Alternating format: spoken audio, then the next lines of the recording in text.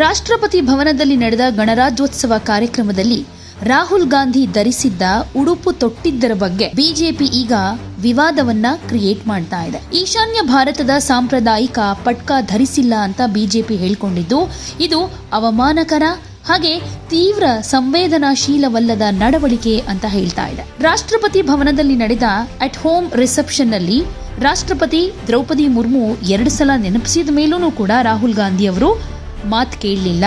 ಹೀಗಂತ ಬಿಜೆಪಿಯ ಮಾಹಿತಿ ಮತ್ತು ತಂತ್ರಜ್ಞಾನ ಮುಖ್ಯಸ್ಥ ಅಮಿತ್ ಮಾಳವೀಯ ಎಕ್ಸ್ ನಲ್ಲಿ ಒಂದು ಪೋಸ್ಟ್ ಮೂಲಕ ಹೇಳ್ತಿದ್ದಾರೆ. ಪ್ರಧಾನಿಯಿಂದ ಹಿಡಿದು ಯುರೋಪಿಯನ್ ಒಕ್ಕೂಟದ ನಾಯಕರು, ವಿದೇಶಿ ರಾಯಭಾರಿಗಳ ತನಕ ಎಲ್ಲ ಅತಿಥಿಗಳು ಗೌರವ ಮತ್ತು ಸೇರ್ಪಡೆಯ ಸಂಕೇತವಾಗಿ ಸಾಂಪ್ರದಾಯಿಕ ಈಶಾನ್ಯ ಪಟ್ಕಾವನ್ನ ಧರಿಸಿದ್ರು ಅಂತ ಟ್ವೀಟ್ ಮಾಡಿದ್ದಾರೆ.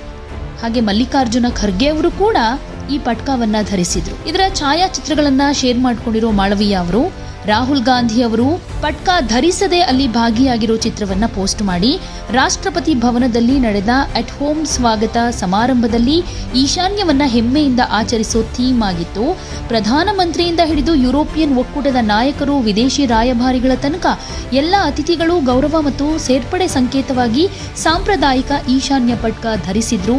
ಆದರೆ ರಾಹುಲ್ ಗಾಂಧಿ ಧರಿಸಿರಲಿಲ್ಲ ಅಂತ ಹೇಳ್ಕೊಂಡಿದ್ದಾರೆ. ರಾಹುಲ್ ಗಾಂಧಿ ಅವರ ವಿರುದ್ಧ ಅಸ್ಸಾಂ ಸಿಎಂ ಹಿಮಂತ ಬಿಸ್ವಾ ಶರ್ಮಾ ಅವರು ಕೂಡ ಆಕ್ರೋಶವನ್ನ ವ್ಯಕ್ತಪಡಿಸಿದ್ದು, ಇತ್ತೀಚಿನ ವರ್ಷಗಳಲ್ಲಿ ಕಾಂಗ್ರೆಸ್ ಗಣನೀಯ ನೆಲೆಯನ್ನ ಕಳೆದುಕೊಂಡಿರೋದಕ್ಕೆ ಇದೇ ನಡವಳಿಕೆ ಕಾರಣ ಅಂತ ಹೇಳಿದ್ದಾರೆ. ಬೇಷರತ್ತಾದಂತ ಕ್ಷಮೆ ಕೇಳಬೇಕು ಅಂತಾನು ಒತ್ತಾಯ ಮಾಡಿದ್ದಾರೆ. ಇಡೀ ಈಶಾನ್ಯದ ಜನರಿಗೆ ತೀವ್ರ ಸಂವೇದನಾಶೀಲವಲ್ಲದ ಹಾಗೆ ಅವಮಾನಕರವಾದ ಕೃತ್ಯದಲ್ಲಿ ರಾಹುಲ್ ಗಾಂಧಿ ಅವರು ತೊಡಗಿಕೊಂಡಿದ್ದಾರೆ. ಈಶಾನ್ಯ ಸಂಸ್ಕೃತಿಯ ಪರಂಪರೆಯ ಸಂಕೇತವಾದ ಸಾಂಪ್ರದಾಯಿಕ ಪಟ್ಕಾವನ್ನ ಅವರು ಧರಿಸೋದಕ್ಕೆ ನಿರಾಕರಿಸಿದ್ದಾರೆ ಅಂತ ಹೇಳ್ಕೊಂಡಿದ್ದಾರೆ. ಹೀಗೆ ಬಿಜೆಪಿ ನಾಯಕರು ಮೇಲಿಂದ ಮೇಲೆ ಒಂದಷ್ಟು ವಾಗ್ದಾಳಿ ಜೊತೆಗೆ ಆರೋಪಗಳನ್ನ ಮಾಡ್ತಾ ಇರೋ ಸಂದರ್ಭದಲ್ಲಿ ಕಾಂಗ್ರೆಸ್ ಕೂಡ ಟೀಕೆ ಮಾಡ್ತಾ ಇದೆ. ಇದಕ್ಕೆ ರಿಯಾಕ್ಟ್ ಮಾಡಿರುವಂತಹ ಪವನ್ ಖೇರಾ ಅವರು ಹಿಮಂತ್ ಬಿಸ್ವಾ ಶರ್ಮಾ ಹಾಗೆ ರಾಜನಾಥ್ ಸಿಂಗ್ ಜಿ ಇವರಿಂದ ಕ್ಷಮೆ ಕೇಳ್ತಾ ಇದ್ದೀರಾ ಅಥವಾ ಆಡಳಿತ ವಿರೋಧಿ ಅಲೆಯ ವಿರುದ್ಧ ಹೋರಾಟ ಮಾಡೋದಕ್ಕೆ ನಿಮ್ಮ ಸಂಪೂರ್ಣ ತಂತ್ರ ಅಂದ್ರೆ ಅಂತಹ ವಿಷಯಗಳಲ್ಲದ ವಿಷಯಗಳನ್ನ ಎತ್ಕೊಳ್ಳೋದಾ? ರಾಹುಲ್ ಗಾಂಧಿ ಅವರನ್ನ ಬಿಜೆಪಿ ಗುರಿ ಮಾಡಿಕೊಂಡಿರುವುದು ಕೇವಲ ಪ್ರಚಾರ ಹರಡೋ ಗುರಿಯನ್ನ ಇಟ್ಕೊಂಡಿದೆ ಅಂತ